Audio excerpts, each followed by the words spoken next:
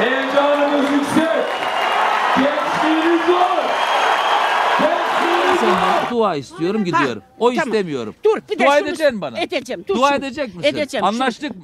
Adaylığımız için imza veren, başta Genel Başkanımız Özgür Özel olmak üzere tüm milletvekillerimize yürekten teşekkür ediyorum. Memleket Uzun bir için. yolculuk. Evet. Uzun bir iş. Ekrem İmamoğlu'na kafayı takmış, gece yatağa yatmış, uykuya dalmış ve kendi sesiyle uyanıyordu.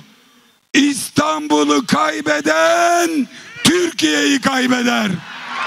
İstanbul'u kazanan Türkiye'yi kazanır. İşte bu